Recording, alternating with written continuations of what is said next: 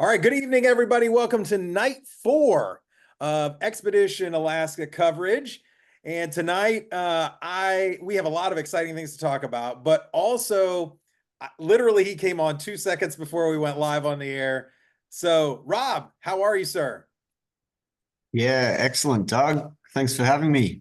Man, thank you for coming on. It's funny when Jeff told me that you were going to be able to come on, I was super excited. And today I actually went back and watched the previous Expedition Alaska again, just to watch what you guys went through during that race. And man, what an experience that was. Yeah, absolutely. I was just wondering if it was still available for viewing. Was that on Amazon Prime or Yeah, it was on Prime. I YouTube? I paid $3 to rent it, for the day. But yeah, you can rent it or buy it still, but it's still on Amazon Prime. So for those of you out there wondering what I'm talking about, go on Amazon Prime and go ahead and watch it.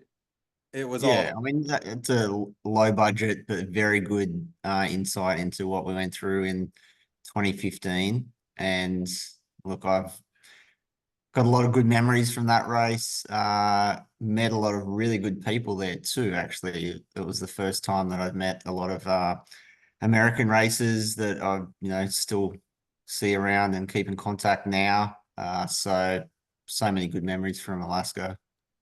Well, and it was funny as I was watching the show, I realized how similar this route was to yours, right? I mean, they're going to be going in the same glacier area that you guys were, correct? Yeah, so it's actually it's a bit of an opposite route. So roughly working backwards so we finished in Seward last year and with not last year, last time with the Mount Marathon climb and then some biking on the Iditarod Trail, uh, paddling in some of the same lakes, and certainly I found some pictures of Portage Lake just yesterday where we paddled up to the icebergs there, which was pretty cool. So, if I'm looking at the tracking now, team number 8, Ranger up, they would be exactly where the glacier comes down into Portage Lake. Yeah, so I'll actually pull it up right now while we're talking so I can show people kind of where you're talking about. So Ranger Up is down here. This is the glacier area, right? Yeah, that's right. So we it varies a little bit from there to get to Glacier Lake. We did trek over from Whittier, and that was the end of the epic. I think it was tagged the Soul Crusher stage, which took between 36 and 72 hours, or I'm pretty sure JD and the US military team, I'm not sure what they were called exactly, they could have even been out there for 3 or 4 days on that one leg. Uh, Wow. Pretty crazy. Some of the best pack rafting, but also trekking up over 1,000 meters on glaciers, carrying your pack rafts, trekking in dry suits, hanging onto the edge of what looked from a distance nice green hillsides, but then in reality, when you got there and you can see how steep it is, like you honestly held your ice axe in your hand in case you were going to slide off the mountain just on this uh, mossy grass or whatever it's called. But it looked quite nice, but it was just so steep that you really didn't want to lose your footing. Well, that race seemed to have a lot more treacherous areas than what they planned for this race. And I and you can tell me being a super fast racer, I am not a super fast racer. Um, the challenge, I think, we only have 2 teams right now that are full course with Warrior and Bones, and they're both up here going through the relay section. I think Bones has already sent their first two up the mountain and have come back. So waiting on the next two, and it looks like right now Warrior is heading out for their first two up the mountain. So the challenge, I guess, for a race director is making a race that is suitable for teams like you and also still manageable for the middle to the back of the pack teams. Um, you know, Yeah, absolutely. And that now that I have actually turned my hand to doing some race directing, it is the hardest part to get that balance right. Being a top end racer, I certainly want to challenge the best competitors out there, and I don't want to dumb down a course too much. But then that means that the slower teams that are going to move slower than half that speed are really going to be out there for too long. And so that's why we see a lot of courses having mandatory and optional checkpoints. It does help keep teams along the same, roughly the same route, but then allows the better teams to go out and do, some added extras in there. So it'd be really cool to see actually how the orienteering leg goes with those top two teams. I'd be curious to see who's sleeping and who got to go out and do the navigation section. I certainly think Warriors actually probably got better navigators overall, maybe than Bones. But yeah, I guess we'll find out. welcome to the show, Jeff. Well, hello there. Hey, Jeff. Hey, Rob, how are you? Yeah, excellent. Thank you. Yeah, you're missing some good weather here this time. Oh, look, it wasn't too bad when we were there. Yeah, But yeah, it's certainly shittier and wittier, as you just said in the last recap, which I watched, yeah. holds true. But yeah, I mean, we had some, tough conditions, but not actually too much rain last time. Yeah. A lot Supposed to of get time rain in there dry tonight, season. right? It's gonna come in around 11 o'clock tonight and last for about 20 hours. Yeah. Whew. That's gonna how is that gonna affect the glacier section? I mean, Well, the top two teams right now have basically decided to try to get as much done early and leave the glacier to the last minute. So that would push them into the daylight tomorrow towards the tail end of the rain, which is usually, less wind and not as hard to head up. So and Rob, I mean, you've been out there on those glaciers. Tell people at home like what they can expect when they go up there. Yeah, look, that race was quite possibly one of the first glacier sections that any of those competitors had done, including I'd done one short section, but to be honest, I'd never really come across actual crevasses like that. Until you see that and experience it, you probably get a bit complacent. And so as you would have seen on the coverage, there was one serious fall and rescue from Marco and Team Columbia. I'm not quite sure what they were called back yeah, then, Columbia. and Yeah, they were kind of pretty lucky to have Ben Racing traveling along just behind them and had 7 people to help pull out one person out of the crevasse. We had a couple of days of training leading up to it, but that training was only done in a hotel car park on a bit of a slope to really get the more the theory as such around how to set up a rope, a Z line to be able to pull out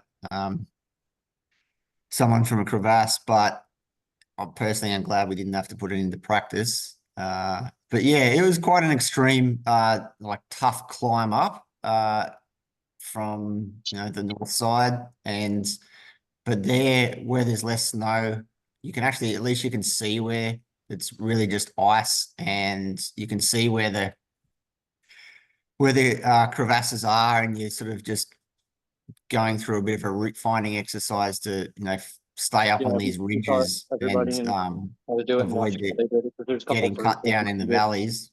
But then up on top, the snow cover then is what covers up the crevasses, and then you really needed to be aware that at any time you might one of you might fall through the shallow snow cover at the top.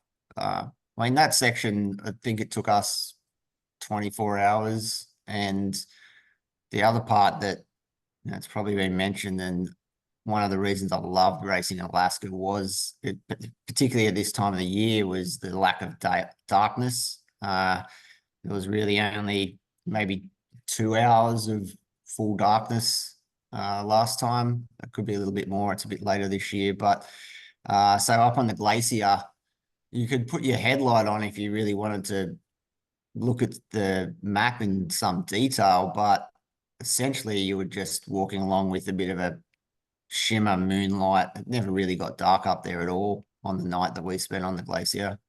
Speaking of the non-darkness, when I was watching it back today, Abby said something about I didn't even realize we were in day 3 because you don't get that register of having 8 or 10 hours of darkness.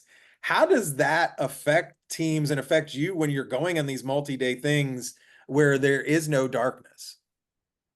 Oh, I mean, I found it great because there was a very little time there where the navigation got really difficult. You only had those few hours to get through until the light was coming back up again, and you just didn't have hours and hours of falling asleep on your feet, as you often do in the longer races where it's dark and you've got 12 hours of darkness. You might feel good till 8 o'clock at night, and then after that you're kind of just hanging on to when you get a chance to sleep.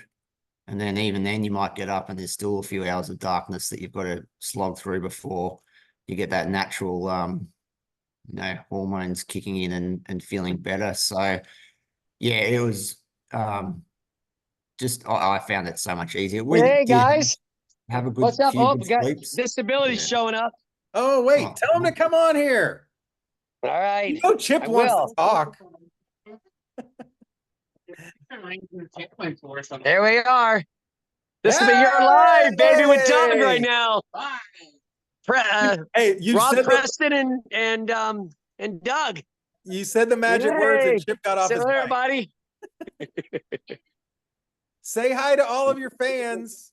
Say hello to your fans. You guys got lots of messages. All right. Wow. Hi, Mom. All right, Andrea, keep cracking the whip. Yeah. All right. Well, let's get you guys checked in. Welcome. No hot food. You got the last one. We're gonna have hot food when you get back down from the top. Am I still live? Andrea. Still live. Oh yeah, we're totally live. To my mom that I saw tons of monkshood flowers. Oh yeah? Yeah. What are those? Well, I used to work for my mom in a flower shop, and on Mother's Day, we were sold out of all flowers. The only thing in stock that we could find was monkshood. And so it's a special thing between my mom and it was wildflowers, like as far as I could see. Wow. That's awesome. Yeah. Anyway, hi, Mom. Hi, Mom. You guys are doing awesome. Keep it up. Hi, Chip. Yeah. Hey, Doug. How are you, man? I'm great. How are you? We're feeling good. This is like we're way ahead of schedule. So we cut all we want to do is get on that glacier, but we are going to get some sleep first before we do that. Yeah, man. You guys go out and crush it. We were just talking about the glacier, so can't wait to hear all of the stories at the end. Yeah, we heard the weather's going to be fantastic. Cold and rainy, just what we signed up for. Hey, like you always say, there's no bad weather, just bad choices, right? Yeah, until you got to carry it up, 5,000 feet or whatever this mountain is, then you might skimp on the choices a little bit. Well, you guys are doing awesome. Keep it up. All right. Thanks, Doug. Guys, we'll have it. Are you guys going to send the team up soon? I'm gonna mute you, Jeff. All right. So Rob, thanks for bearing with us on that. It's super cool when we get a chance to talk to the teams. We haven't had that very much. And, the people at home are super anxious to be able to hear from their people. And, that's what I'm trying to do, is bring this, home for people so they can actually feel joy that they have right now, right? Like, they're feeling good. They've got a couple small legs left compared to what they've just done. I guess the equivalent in this race to the leg of death would have been that 150-mile bike ride that they just went through Resurrection Pass. Tell me your experience on the trail. Yeah, look, that bike riding, you might feel like, or it might sound like the Iditarod Trail, probably because everyone's heard of it, and it's a famous dog sledding trail. You think it might be nice for bike riding. In reality, it wasn't, particularly towards the end. It was so rooted and rutted and just difficult to keep rolling along that your average speed was really low. But that was the section down near Seward. The part over Resurrection Pass, that's really nice. It's quite smooth. We did that one actually sort of quite through the night. It's actually the first time I've met or sort of spent any time with Mike Closer. Actually was the course support and safety is that race, and he rode with us on about half the leg. He actually did it without a headlight, so his headlight was so poor that he just turned it off and then just rode along behind, following my wheel or something like that. So I kind of thought that was pretty incredible. But yeah, good to sort of chat to him about some of his stories. So yeah, look, that was quite good. We didn't get to see, it got dark towards the end, so we didn't get to see the whole lot of in daylight. But I think the section that we didn't do was like that first half of that bike ride. That wasn't covered at all in 2015, but the section through Resurrection Pass and around to Hope, there was a few stories about teams stopping in Hope, and it's a bit of a quirky little place in there. Certainly some interesting characters. My wife actually raced, Catherine, she raced in the third place team as well. Team Row from Australia, and they stopped and had a coffee at someone's house when the actual coffee shop was shut, but someone said, "Oh, come in and have a coffee," and that was a pretty interesting experience as well. That's pretty cool. Like, you always wonder how people are gonna welcome you when you're doing this crazy adventure in their home area. We've had some comments on some of the pages about, like, I can't believe you're riding in these places and whatever, and this is salmon season, you should have picked another time. And like, I try to tell people, we love experiencing where people are, right? Like, that's part of this adventure, is getting to live that. So hearing stories about somebody going, asking you in for a cup of coffee is refreshing, because most of the time you just hear about the people who chase you off their land, or for us, being there and seeing what people are doing for a living or recreation is part of the fun of traveling somewhere new. And like, the fishing scene up there is obviously over summer one of the that's what everyone does. Or if why did you move to Alaska if you weren't going to go fishing? Probably. So I'm not that keen of fisherman, but if I actually caught fish and salmon, and then I would, like, I absolutely love salmon. And I was always so keen to go to somewhere where the bears were catching salmon out of a river, and we see it on documentaries. And I might have kangaroos hopping through my backyard, but I don't have bears eating salmon out of a river. So did you get to see that at all the last time? Well, no, but I did find some video the other day, or when I was looking through. We actually went back after the race and did a paddle down the Kenai River. So that was where the teams did paddle this year. It wasn't part of the original course, but I have pack rafted that section. We did see a few bears along there, which was great. But so I raced with 3 Americans. It was Mary, who's in the lead team there with Bones, and Kyle Peters and Garrett Bean. And they probably a bit more scared of bears than what I was. I was really quite keen to see a bear.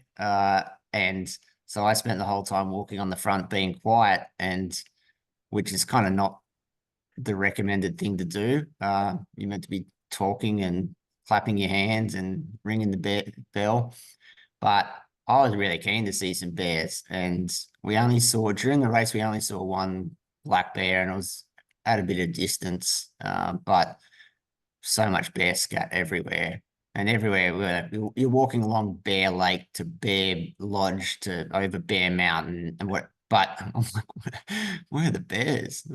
So that was probably the one thing I did miss out on seeing was a few more bear encounters, particularly as we were at the front of the field too, and often we might be the ones to scare the bears away. The bears were there. You just didn't know it. They're sitting there and they're looking at you as you walk by, and you have no clue that they're there. Yeah, I believe it. Yeah. Well, so having raced with Mary, what do you think their thought process is right now, being where they are, knowing, I mean, look, they're seeing Warrior, right? I mean, they're in the same area right now. They know kind of where they stand. In fact, I'll pull up the tracker again just to see if anybody's moved. But tell me about her thought process right now. Yeah, well, so I guess part of the reason that I thought that maybe Warrior have got the better navigating team for, so looking at, I'm pretty sure that Tim, Jesse, and I know Olive, they can all navigate from what I know. I don't know Anna. In Bones, well, Mary's probably, in any team she races with, the strongest on foot and on bike. Navigating's not her strength. So she, in theory, should be one to go out and do an extra leg and not sleep because she's physically the strongest. But if she doesn't have the navigation strength to back that up, then it would have been better off having the other team members go out. So that's why I think that this was an interesting leg at this time of the race, and to see how they've performed. I mean, Mary's, no doubt, one of the strongest athletes in the world, men or women, and so she isn't necessarily getting tired towards the end of the race. It's the men around her who are generally getting Dragging tired. them along. Yeah, That's what right. we've seen here for sure. But teamed up with Megan now, so it's a 2 female, 2 male team, and they've been clean every single time they've come into a TA and precise of what they're doing. So if they can keep that up, it doesn't look like. I mean, it's a 2-hour gap right now between the two. How long, Jeff, do you think it takes to get from like to the top of that mountain and back down? Because I mean, the way the tracker looks right now, and I can measure the distance in between the two. I learned how to measure since our discussion yesterday. It's not the distance, it's the elevation. But no, I'm just trying right now. The two teams are only separated by 400 meters. No. So the Bones has already gone up once and back down. No, I know that's what I'm saying. So they're gonna have, however long it takes Warrior to get back down, they're gonna have a whole nother up and back, Yes. time advantage. So I was trying to figure out like what kind of time that looks like. 2 hours and 7 minutes. Okay, exactly. All right, so we're gonna hold you to that. That's what Mary did from Bones. That's how long it took her. Oh, is that the first one? That's the first person up in our first team members up and back down were 2 hours and 7 minutes. Okay. Well, then, I mean, like that's a pretty significant. I mean, that's still holding a 2-hour gap. Yeah. But if that's the idea, is that the O course allows 2 teammates to sleep for 2 hours, and the other 2 teammates go on this trek. And so that's kind of the reason why an O relay is in place, is to force the teams to sleep prior to heading out onto the glaciers. Like right now it shows that they jumped ahead, but that could just be the ping difference of the Yep. of the trackers. But you said that the top teams might kind of take a break before going up to the thing. So how is that Yeah. going to factor in also? Like, are both teams, does Warrior figure, hey, we're close, so we might push through? Yeah. Well, Rob has more experience as a top racer, and Yeah. sleep strategy is always something that is, he should talk about that, because sleep strategy in an elite team, they're not going to let that slip. Yeah, 100. I mean, and Rob, I mean, we talked last night about that it's probably going to take about 14 hours at least for this glacier section. At this stage of the race, is that something that you would have pushed through to gain Yeah, a look, little I bit of think advantage? most top teams will be trying to push through that last night if this is the end of the race. Sort of no matter how physically hard it is. I haven't kept in touch with exactly how much they've been sleeping up until now. So I feel like they have been getting some sleep, more than just an hour a night. So they shouldn't be, I guess, pushing the limits to make a big mistake and really lose it at this stage. Like a Vita race strategy where the wheels could come off at any moment because or an Team Estonia approach, lead the race and then not quite make it to the end. So I feel like these teams have probably had more sleep than that, so that they should be able to get through, but they'll definitely be pretty tired if they're climbing up that hill, that mountain to get to the glacier, sort of in the dark hours or in the middle of the night. They're going to feel it and they're going to be crawling along pretty slowly. Yeah, and when the rain comes in too, that's just going to add another layer to that. Well, yeah, I guess it kind of wondering what the visibility will be like up there. That's the reason to push through as well. It's like being dark as well, but it could be, foggy, and that could make a difference with the navigation and making sure that they nail that. If the visibility drops off, like we certainly experienced last time, where we could see a pass like several kilometers away, and then next thing it was gone.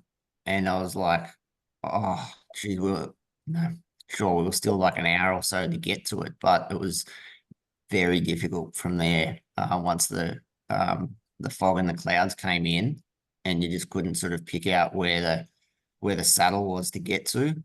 So it'll make it really difficult if the visibility is low up there. Yeah, and then the teams that are, middle to back of the pack, I mean, like ThisAbility, right? They're moving out pretty good. They're ahead of their schedule because they decided not to do the Russian trail section of that Okay.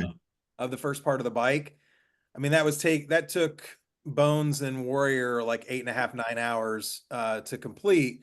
And so they cut that out because they wanted to make sure they hit the glacier, right? Like that is the draw of, I mean, other than all these amazing sceneries that we've been posting amazing pictures, but everybody wants to make it to the glacier. So even How long? What's the cutoff for the glacier then?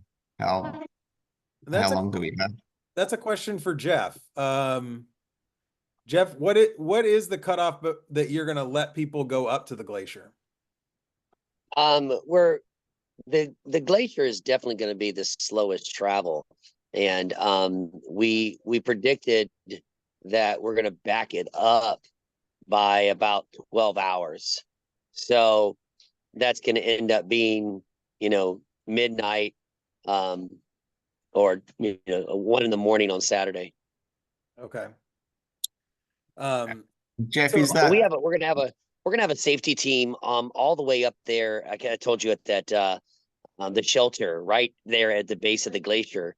There's a shelter there, and our safety team is going to be there, and they'll be evaluating the skill set of the teams that are trying to attempt late.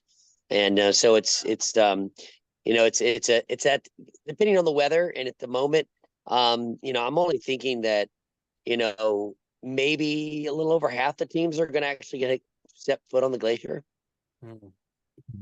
Well, so I see a lot of teams right now that are on this pack raft section that chose this route right here, and I'll show you kind of what Breaking Butterflies did. So rather than go up to Whittier and go over to the glacier, they literally just hit these lower points, and then they're probably going to just hit the river and go back. I know Florida Extreme did that. I think so Go Live Your Adventure did that. So we have at least 3 teams, oops, that have done that. So you know, they're making wise choices to give themselves some time, you know, at the end, which I think is smart. Because I mean that would suck to get right there and not be able to get that experience. I Yeah, mean, there's plenty of time still left on the clock. With Bones and Warrior are probably going to clear this in an even 4 days. So that gives them a 24-hour, winning time over the last place team. So there'll be plenty of time for the middle and the back of the pack teams to really take their time and get up to the glacier, experience the glacier, not have to feel rushed to bomb down, because we don't want anybody rushing through that. We want you to be precise and and careful. So yeah. Rob, have you ever been a part of a team that like you feel that you are kind of bringing up the rear, and or have you had to deal with injuries that have kind of set your teams back? Because trying to get into the mindset of, like Fragile Flowers, they've been on this bike course for a very long time. They're almost to TA5. They probably they should have a pretty decent ride in now. They shouldn't have any more climbing left. What do you think's going through their minds? Kind of being in that situation where you're not, you feel like you've got so much more still ahead of you.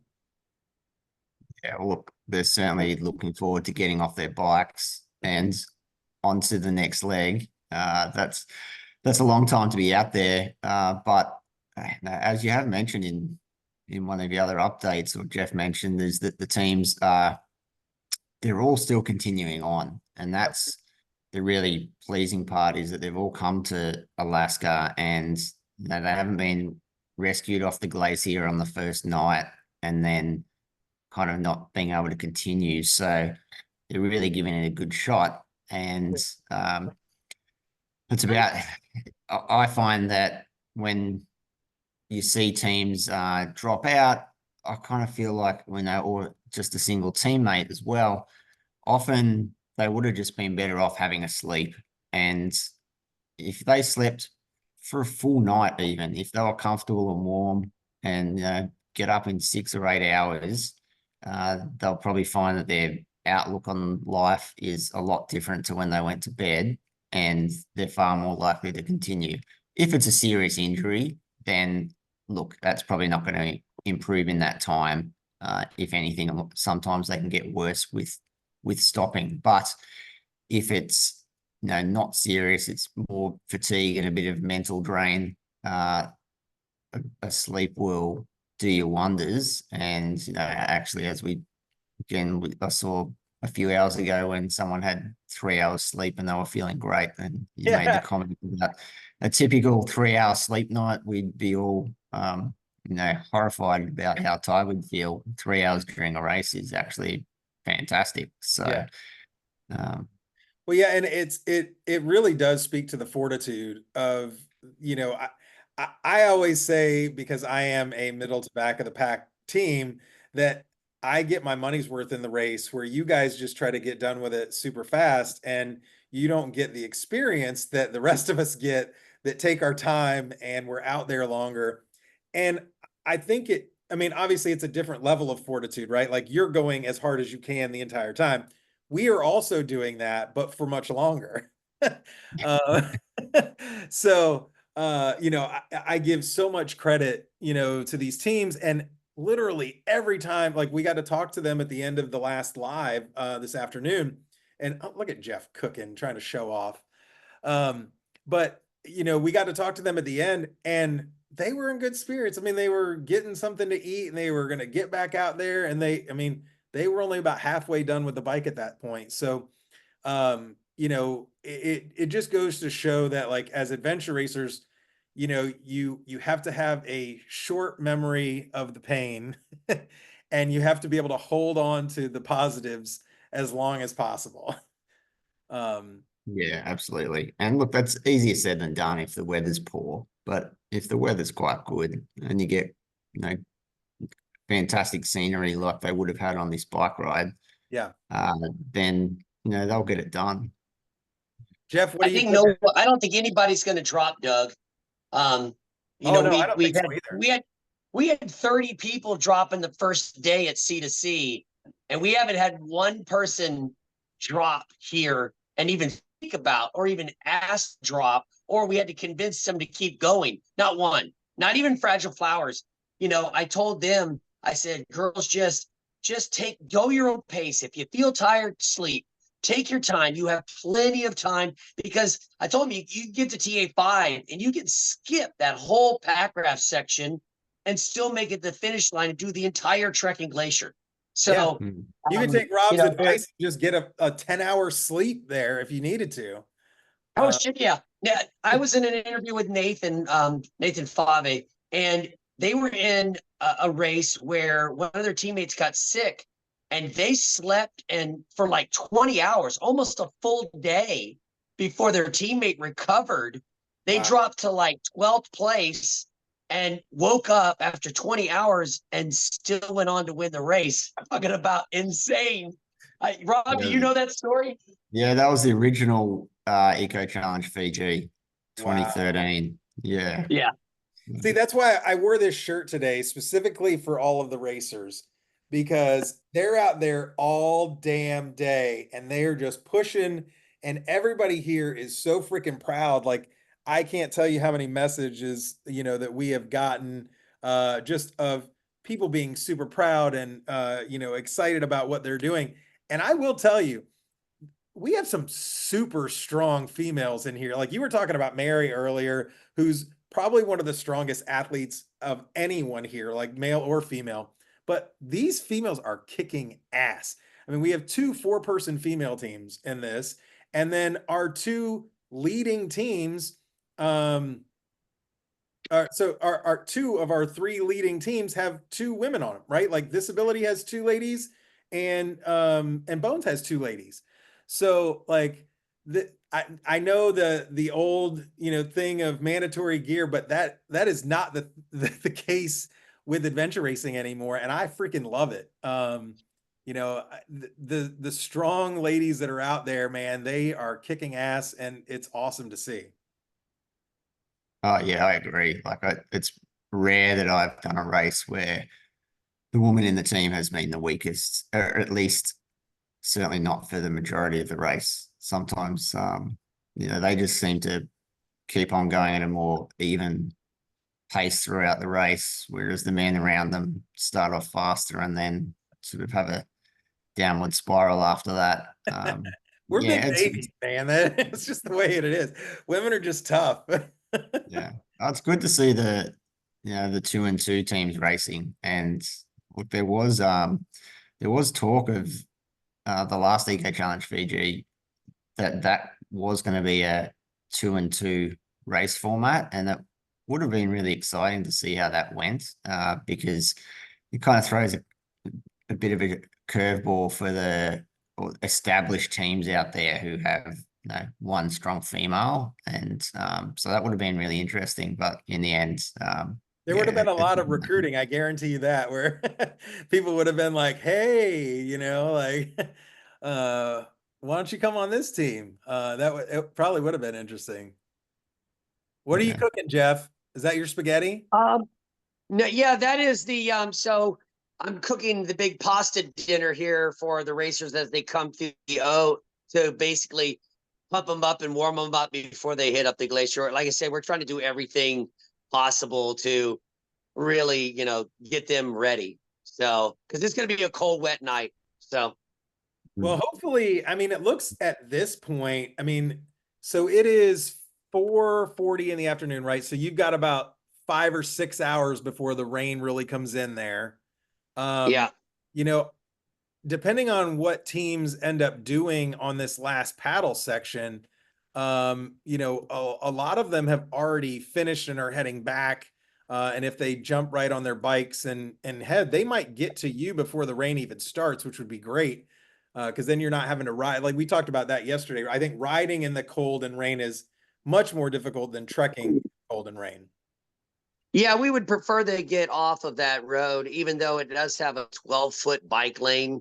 You know, we'd like them to get off that road before the rain, you know, actually starts hitting. So that would be great for us because we've had no bike issues at all. We're talking about 180 miles of biking and no one's had any issues. You know, so we would like to keep it that way, and get them safely to Alaska before the big downpour happens. I don't think anybody is going to go up and over Whittier at this point. That's what we would consider like a pro point.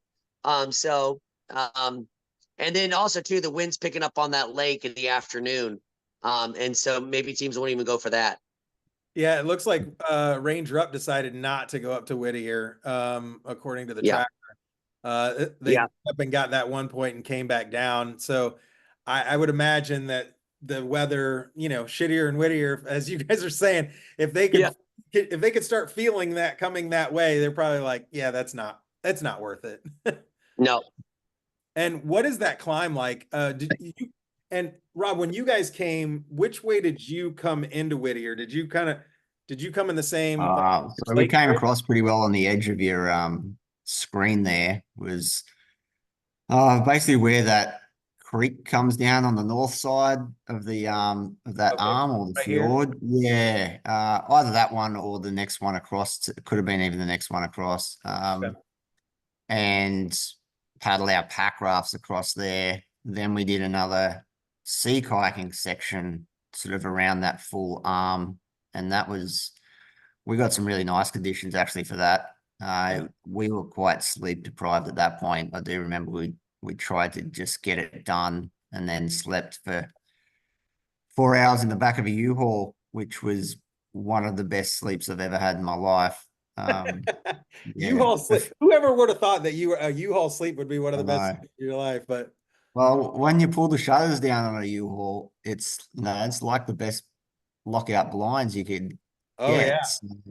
It was great. And I didn't think of hear anything until someone pulled up the shutters and they had the camera in front of our face. Jeff almost took off with C2C last year. I was sleeping in the back of one and he almost took off with me sleeping in the back. That's my dog Cookie, everybody. She wanted to say hello since the dogs have been prevalent at all the TAs. She wanted to come down and say hello to everybody. Yeah, we've had two Arthur the King dogs show up at the TAs, and but we didn't have any meatballs, but they ate what ramen noodles they were given. And it's funny is that it over the years as being a race director, I've never noticed dogs. They're always at our TAs. It seems like that's a normal thing. And then when I saw the story about Arthur the King, I'm like, oh shit, well that happens all the time, but never follow them for 3 days or 2 days or what it was. So that was spectacular, but never noticed that there was dogs all the time. And now you can't miss them, right? Like you can't miss them now. Everybody wants to touch them and feed them and take them home. I think Anna Edwards' team name for one of the races was something about like petting a dog or something like that. And I'm like, oh, can I pet that dog? Yeah. So it's amazing. I mean, look, that movie was awesome. It's great for adventure racing. Just like, I mean, look, both of you were on Eco Challenge and the impact that had on the adventure racing world, like bringing it back to the forefront from where it had been. Rob, how have you seen a big difference since Eco Challenge and now with Arthur the King? Yeah, I think that was that question for me or Rob? I couldn't hear you. I said Rob. I mean, both of you were on it. So no, let Rob answer. I didn't hear the full question. Good, because I was going to guess. I'd say that we probably saw less impact in Australia than most places around the world because our COVID lockdowns and the effect of that really dragged on for about 2 years. And that was the absolute key time when that got shown. So anyone that sort of got interested in adventure racing from watching it, they didn't really have that opportunity to get out and sign up to a race.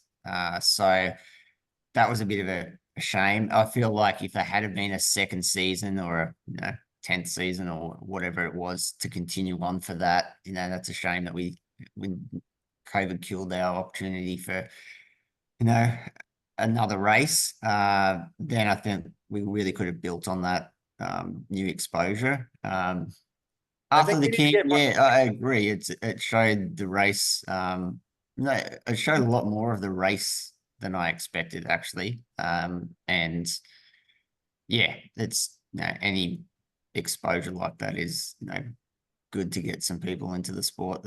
It's surprising how many people who are outdoor enthusiasts and doing other sports, but still actually come along to it and realize they never knew that adventure racing existed.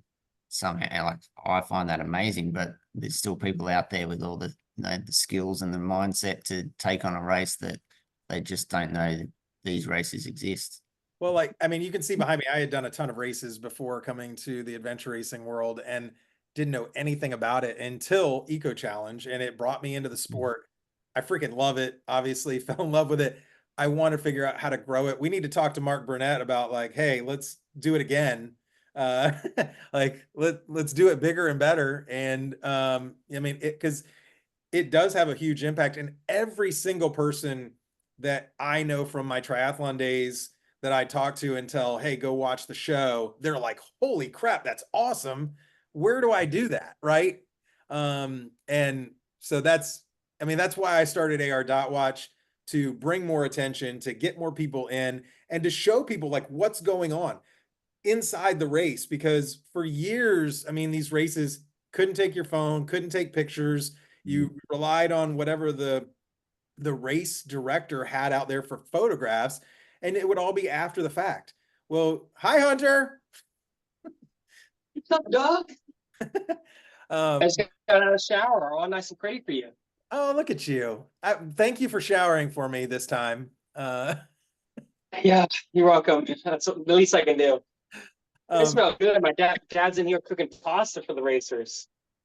well, yeah, we Man, were just talking about trying to expand, the reach of adventure racing and like bringing people into the race like this. I mean, who knows how many people we're inspiring just by showing them what's going on and getting to talk to the people out there that are actually doing it while they're doing it.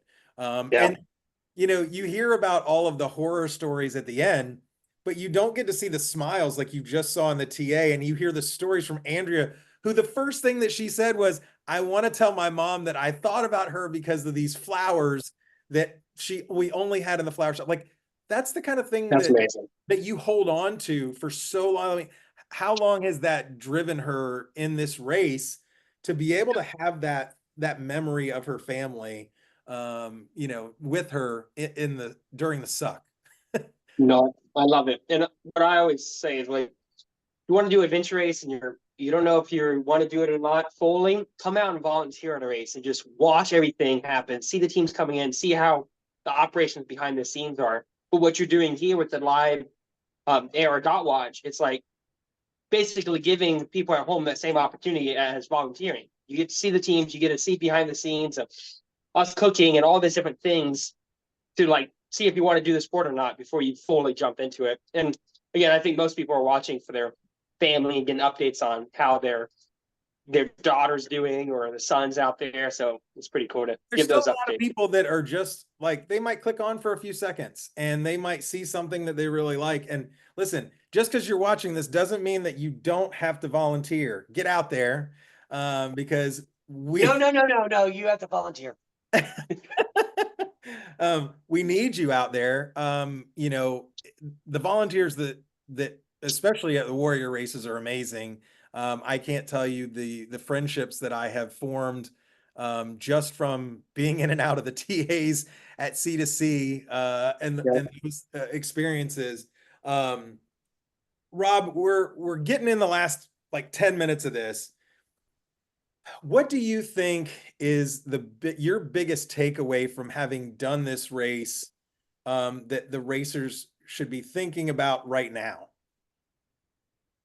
Well, it's funny you mentioned the cameras and getting footage or seeing the race live, how much of a difference that makes, or as opposed to getting pictures, a few days later or when you get home, is because in that original 2015 race, we actually had to carry a camera and take photos at all the checkpoint locations, which is a little bit of a stress sometimes, making sure that you don't leave the camera on and, making sure you've got spare batteries. But what I have now, 9 years later, is I go through and I look at these funny photos. Some of them are terrible, they're half dark, but others are, really good and just remind you of where you went, which you wouldn't have taken otherwise. Like, I can see these pictures. I'm wearing a GoPro on my helmet a lot of the time, but I'm pretty sure the battery would have been flat most of the time or any time I wanted to take it. So I probably haven't seen too much of that footage. But yeah, look, the fact is they're probably not going to come back and do another race in Alaska, even if, hopefully Jeff can put one on in 2 years' time. This could be a once in a lifetime opportunity for a lot of these athletes. Not everyone, gets to travel around the world like Mary with, Roy helping her out and getting her to every race. So they need to enjoy the opportunity, which they are, because they're still on the course. So that's the best thing. And hopefully they get to experience the glacier travel and realize that they're not going to get to do that in, Georgia. And listen, there's several most other races. There are several people out here right now that were out there when you were out there. You've got Ron, Mary, and JD, right? Like, they couldn't get enough then. They came back for another iteration. Yeah, I mean that was the first time I met JD, first time I met Ron, first time I met Abby and Jason, Abby and Brent. Abby and Brent. That's Yep. right. A lot of the crew there I've then seen, many times since. So it was a pretty of a special crew that made it there, and I'm sure all the teams that are here this time, they're going to go home with that same bond. Yeah.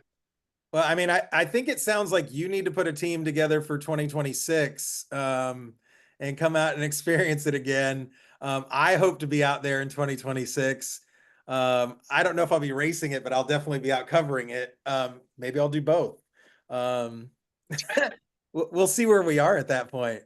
Yeah, the last time we went, we actually did the Inside Passage cruise from Canada all the way up to Seward. But maybe next time we come, we have to do the drive. I was watching JD's endless updates for the last week or two as he drove up there, and sure, you got to have a lot of time, and I don't necessarily want to drive all the way from Georgia, but it's another excuse to go and see a great part of the I don't want to world. drive home. I just want to stay here. Yeah. Jeff and Hunter, do you guys have anything as we close out this hour? No, we're just getting down to the wire here. I think that again, we're going to have a winner here in 24 hours. And then we're just going to basically just keep doing whatever we can to support the teams that are still out there to get here, enjoy the glacier, and enjoy these final checkpoints, and come to the finish line safe. Well, go ahead, Hunter. Sorry.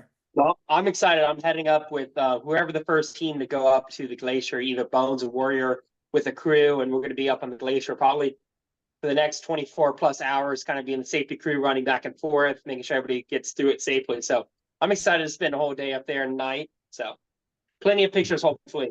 Yeah, man. Well, the good thing is that while we have been live, I want to point out a couple of things. I'm going to share my screen one last time with everyone. While we have gone live, first of all, we were talking to ThisAbility just a few minutes ago. They're already over here at TA6. So that shows you the time and distance that it will take to get from TA5 to TA6. And while we were speaking, Fragile Flowers has gotten into TA5. So all of them Yeah. are off of the long bike. You know, a lot of them are already done with the portion of the pack raft they're going to do. They're hopefully getting some good food from the chef there in TA5. I know that they're going to be well taken care of with Sonia and Chris out there. And so we're excited about what tomorrow holds. And we thank everybody again. Rob, man, thank you for coming on here. It's so cool to get your perspective. I know it's early in the morning there. So I appreciate you coming on, man. Oh, you're welcome. Great memories, and yeah, congrats to Jeff and Hunter and the team in bringing back this race. I totally understand how hard it, must be putting on a race so far from home, but yeah, hope everyone gets through safely. As you've got a stressful 24 hours out there. Hopefully, it's just enjoyable. Hunter, Damn right. yeah. Any race where someone doesn't get helicoptered off is, been a successful race. So Yes. Well, Rob, join us on on any of our AR101s. Would love to have you on anytime. I'll definitely reach out and see if we can get you on for another one. But thank you for joining us tonight. Everybody out there in Facebook, thank you for following along again tonight on the live. We will bring you updates. We've got a really cool reel from Randy's photos from yesterday's bike and trekking section. And so they're beautiful. I'm putting together a reel right now that we're going to post here in about an hour. We will have our 8 a.m. update Eastern time where we'll talk about what's going on overnight, which should get hopefully everybody over at least to TA6 and get some sleep before they head out on the O relay and the last trek. And then, we've got our 2 p.m. live tomorrow and 8 p.m. And hopefully one of those times we're going to have our winner for Expedition Alaska 2024. So thank you guys for continue to follow AR.watch, continue to follow Warrior. Look up Rob, follow him, man. We want to get you some followers too, man. So thank you guys for joining us. And we'll see you on the next one. Yeah. Hey, I was going to have Jeff stay on.